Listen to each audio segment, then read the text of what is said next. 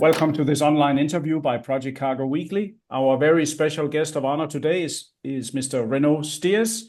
He's the managing director at ABL Dissaco, based in Antwerp, Belgium. First and foremost, Renaud, very welcome to this interview. Thank you, Bo. I'm very happy to be there. So are we. We're happy to have you. One of my you and also living in one of my favorite cities. I always allow my interviewees to, or accused, as I sometimes call them, to elaborate a little bit on their career. Perhaps it's a stupid question, but how come you got into shipping and logistics, being in Antwerp? Well, by coincidence, actually, when I graduated in 1995 from university, I had one and only ambition was to leave Belgium as soon as possible, because the country was much too small for me and my ambitions were much bigger and larger than the boundaries of this small Central European country. So I was looking for a job that could bring me ASAP to the other side of the world, and that's how I got an opportunity in logistics with a company that had an open spot for Western European in Hong Kong. Okay. Still in those days, the pearl of the British Crown. Yes. And I was there when the Brits, with a lot of tears in their eyes, had to give it back, the handover, on the 1st of July 1997. So I started in logistics as young route development manager for cargo moving from Europe towards Hong Kong and China. There was a lot of cargo already moving in the then days from China westbound, and I was charged with the challenge of filling up vessels or containers vessels and etc. eastbound. And actually we were quite rapidly successful because there were and there are still many specialized products which are manufactured in Europe and going to China and to Hong Kong. Food products, specialized industrial products, and so forth and so on. After 2.5 years of Hong Kong, I relocated for 6 months in Antwerp, and was then requested for a company called Alers, still known as, in the then days, mostly busy in the ship agency, but also having several offices in the former Soviet Union countries. I was asked to take over the management of the big office in Riga, in Latvia, where Alers was, amongst others, agents for P&O Nedloyd. Alers was agent of P&O Nedloyd in the Baltic states, so Riga, Klaipėda, and Minsk mainly. St. Petersburg had the own P&O Nedloyd flag. P&O Nedloyd flag, indeed. At the moment, or on I had to leave, a big contract was signed with Philip Morris the American slash Swiss tobacco manufacturer for tobacco movements, transport in Central Asia. Mm-hmm. And I changed my hat and I said, well, because I was asked, of course, by my superiors, I went to Kazakhstan, and actually from beginning of 98 onwards, I relocated to Almaty in Kazakhstan. Wow. These are the very early days, actually, of these new countries. They became independent in 91, so very fresh. And for a young Belgian, I think in 98, I was 26 years old. It Wow. was a fantastic opportunity to move to Central Asia. Yeah.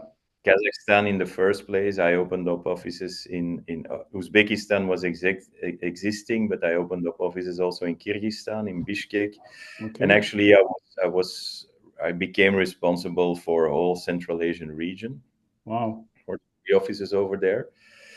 In 2001, I relocated to Riga to manage the Baltic offices of Ahlers, and then finally in 2003, I became responsible of the 15 offices in the former Soviet Union of the Ahlers Group, mainly active in forwarding and logistics, knowing that the ship agency from the P&O Netloid and the Unifeeders, which we were representing those days, in the then days, were well. P&O was about to be taken over by Maersk.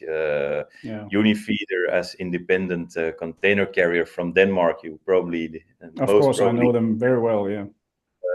from Arius um, was let's say a minor activity in compared to the forwarding activity which we were handling in the then days. Wow.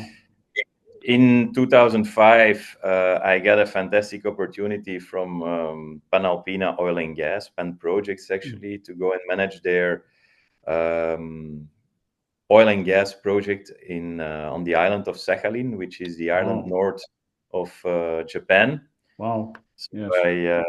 I did that for about 2 years, and after 2 years, my lovely wife was so unhappy to live in the middle of nowhere in very harsh conditions by time with two young children, Oh gosh. 1 and 3 years old. So I Incredible. was actually gently asked to by my family to look for other opportunities. And as the opportunities with Pan projects were still abroad, I decided to leave and came back to Antwerp. And in Mhm. 2007, I started ABL, uh, contacting old colleagues from the Ahlers days and starting actually the two of us from scratch this show, Fantastic. uh, this company.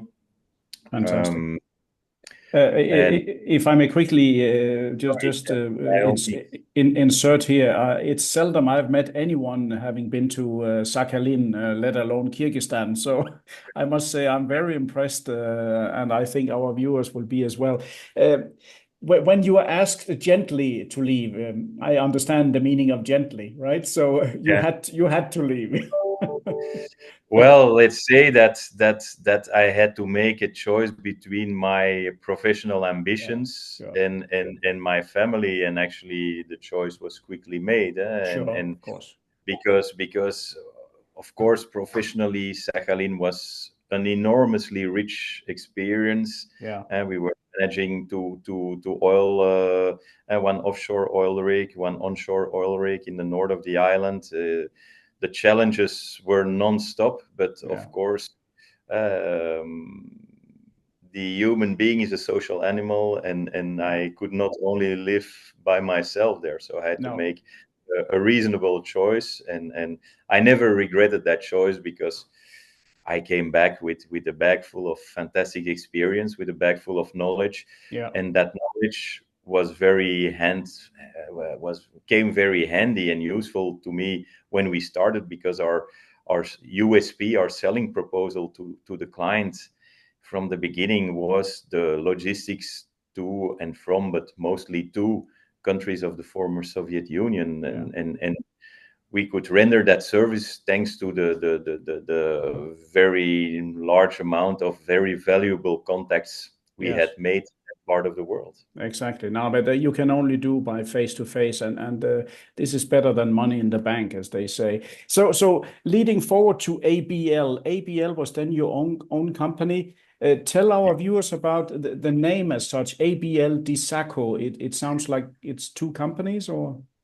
Exactly, it's two companies. ABL is the company which we, well, actually, we didn't create it. It was a sleeping company which we bought over. ABL actually stands for Antwerps Bureau voor Logistiek, so Antwerp Bureau for Logistics. Ah, okay.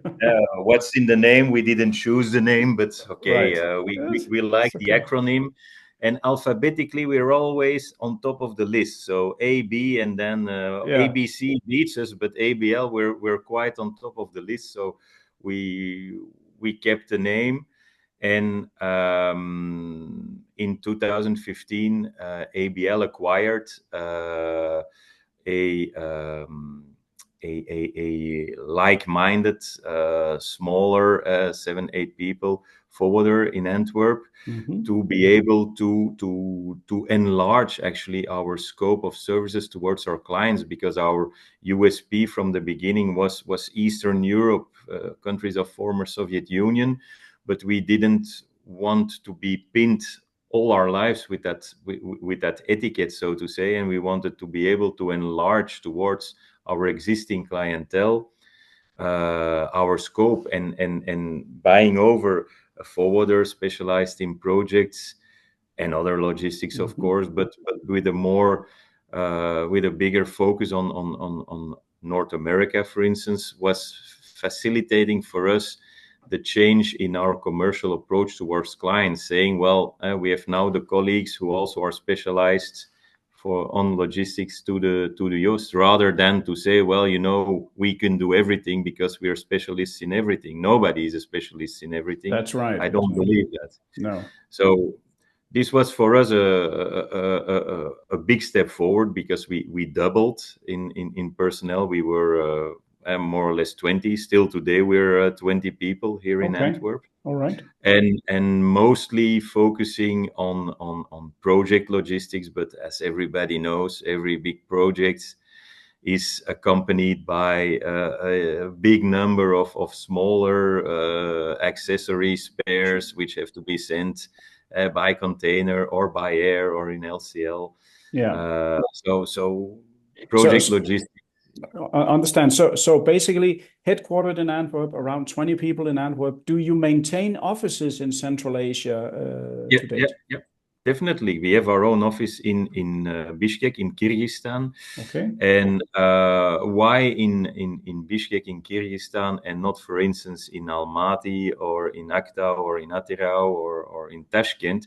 Well, because the person managing our office in Kyrgyzstan and by extension is looking for us at the projects in Central Asia, not only Kyrgyzstan, is living in Bishkek. And my experience in that part of the world is that the people whom you work with and your trustees are much more important than the real actual location where your business is. And I had then decided to move our regional headquarters rather to the place where my colleague Yahya is living in Kyrgyzstan, rather than to Almaty and force him to go and live in Almaty. So the legal entity, the company incorporation, is in Bishkek in Kyrgyzstan, and we handle, of course, Kyrgyz business, but we don't limit ourselves to the borders of the Kyrgyz Republic. I understand. It's very.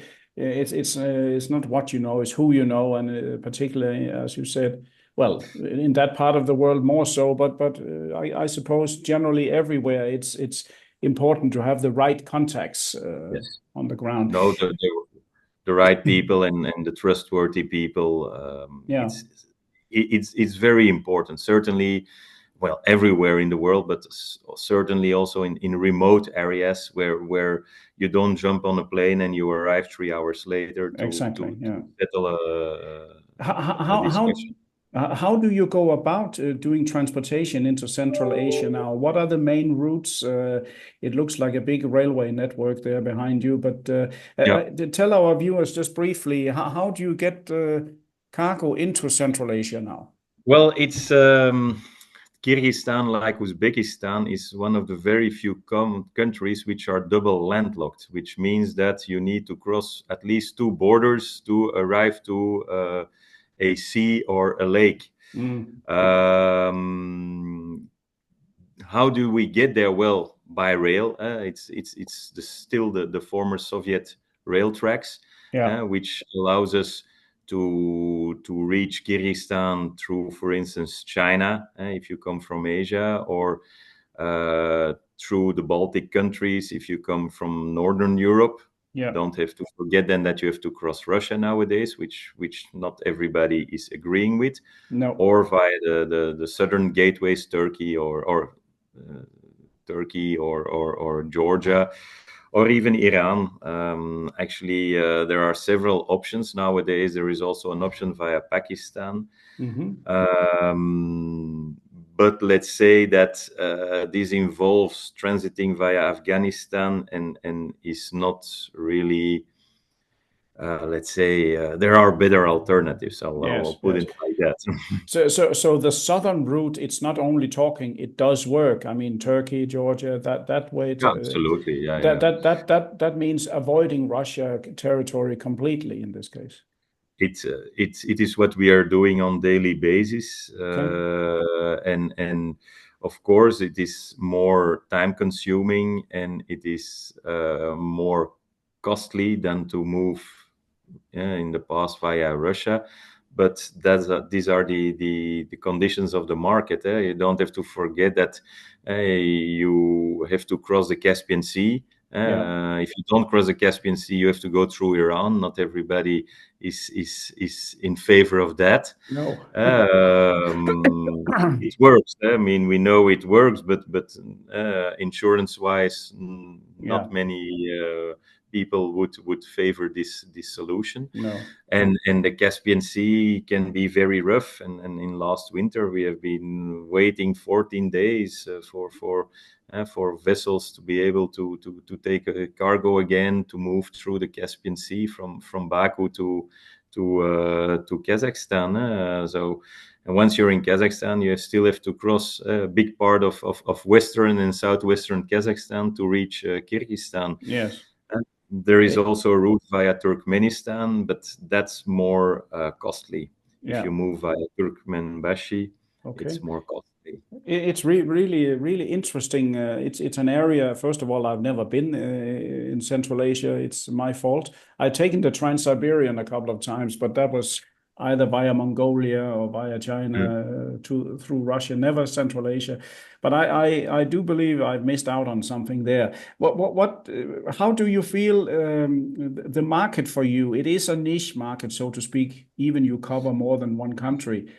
Do you feel that there's business ongoing and you can make a living of it? Well, there is business ongoing. Of course, Kyrgyzstan is much less rich than its big neighbors Hmm. in natural resources.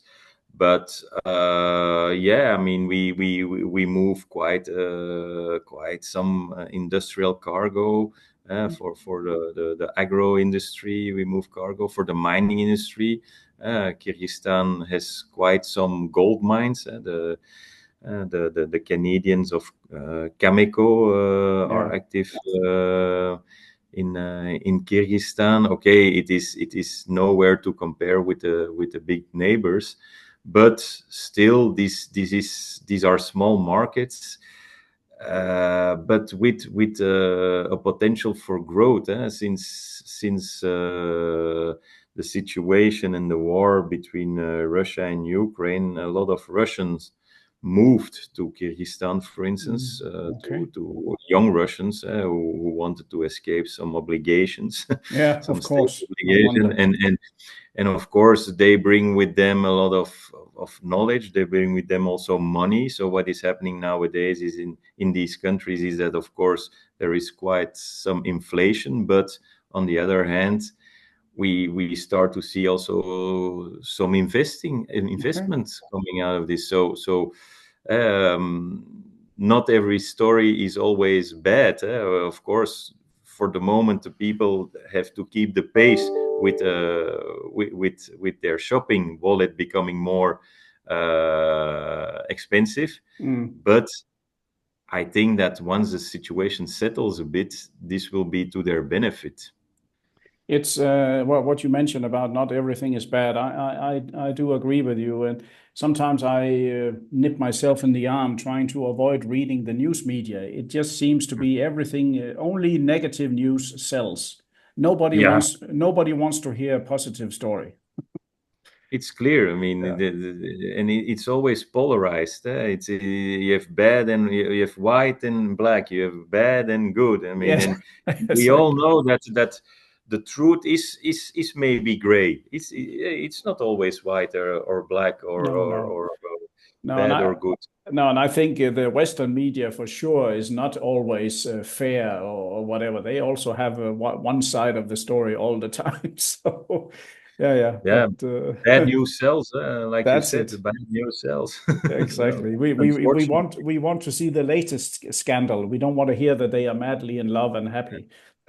yeah, So, yeah, correct, correct. how do you view the future for ABL? You have office in Antwerp, you have office in Bishkek. Do you plan more offices, or you plan to just grow Well, via networking? well, well, we have an office also in Houston, Ah, right. in Texas,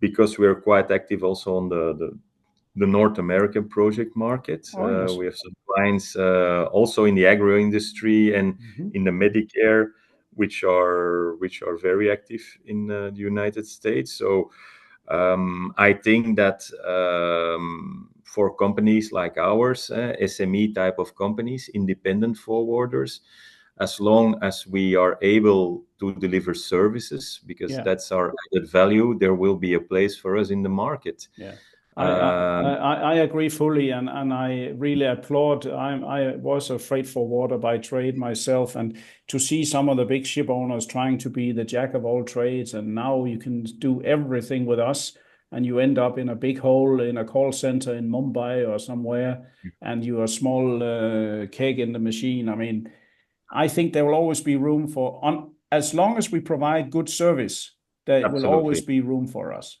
right? It's that's a conditio sine qua non. We need to deliver services. We are not here. When I see one of my colleagues sending a quote unquote message, I get green because I say sorry. I mean, we quote unquote we get it everywhere. I mean, put Yeah. your sauce over it. Sell something to the client. Sell that ABL is bringing this news. Exactly. Um, Exactly. and Think.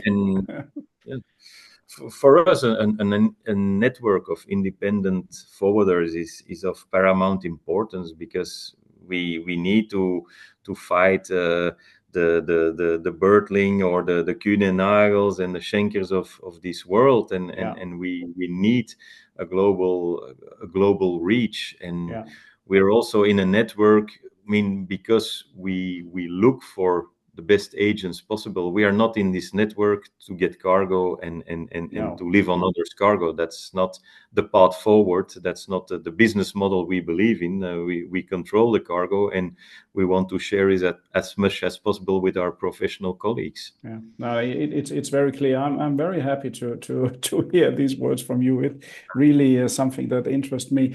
But listen, Renaud, I must say, very interesting. Not only your career but also your experience, and as we can say, you are still young, still many years to go.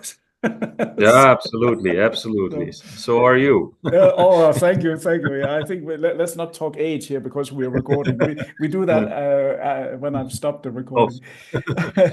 But listen, I want to say formally many thanks to you, Renaud, for this great interview. many thanks to you. Well, pleasure was mine. Same here. And I would like to say to all our listeners, viewers from around the world, this was yet another great interview by Project Cargo Weekly.